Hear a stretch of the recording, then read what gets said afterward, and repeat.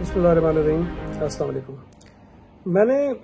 कुछ अर्सा पहले हलीम आदिल शेख साहब के खिलाफ कुछ केसेस किए थे डेफेमेशन के। उन्होंने मेरे खिलाफ कुछ झूठे इल्ज़ाम लगाए थे प्रेस कॉन्फ्रेंस के ज़रिए और फिर एक और जगह मीडिया टॉक करते हुए, और मेरा मौक़िफ़ ये था कि मेरे खिलाफ जो लगाए गए इल्ज़ाम हैं वो बिल्कुल झूठे हैं, बेबुनियाद हैं, और उस पर हलीम आदिल शेख के खिलाफ मैंने हर जाने का दावा भी किया था और एक क्रिमिनल केस भी फाइल किया था। तो गुज़िश्ता 3 बरस से वो केस एडिशनल सेशन जज साउथ की अदालत में चल रहा था, और वो जज साहब ने पहले भी एक दफ़ा ये कोशिश की और हलीम आदिल शेख से भी कहा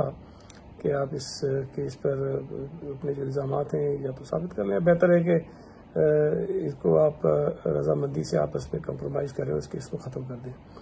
मेरा उस वक्त भी ये मुतालबा था और मेरा ख्याल था कि जो इल्ज़ाम लगाए गए या तो ये साबित कर दें या इल्ज़ाम झूठे हैं उसको ये वापस ले लें, तो मुझे कोई शौक़ नहीं है कि मैं इस केस को आगे चलाऊँ। लेकिन उस वक्त हलीम आदिल शेख साहब इस बात पर राज़ी नहीं हुए और उनका ख्याल था कि शायद वैसे ही केस ख़त्म कर दिया जाए। लेकिन आज जब इस केस की हियरिंग थी तो वहाँ जो मौजूद जज साहब हैं उन्होंने एक मरतबा फिर ये बात सामने रखी कि तमाम जो दोनों फरीक हैं वो आपस में कोई कंप्रोमाइज़ कर लें और केस ख़त्म कर दें। तो उस पर हलीम आदिल शेख साहब ने आज इस बात पर रजामंदी का मुजाहरा किया और उन्होंने ये तस्लीम किया कि जो इल्ज़ाम मुझ पर लगाए गए थे, जिसमें कराची में ज़मीनों पर कब्जे का था, जिसमें यह था कि मैं शायद मंशात फरोशों की सरपरस्ती करता हूँ, और उसमें यह भी था कि शायद मैंने कोई प्रॉपर्टी ऐसी ली हुई है जो कोई गलत मकासद के लिए मैं इस्तेमाल करता हूँ, और इस किस्म के कुछ और एलिगेशंस थी।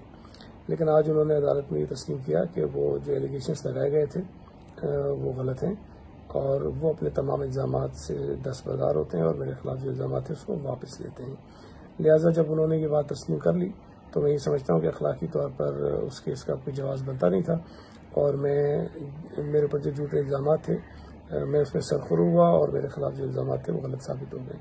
तो फिर आज वो केस जो था वो हमने वापस ले लिया है मैंने, और इस तरह वो केस आज ख़त्म हो गया। बहुत शुक्रिया जी।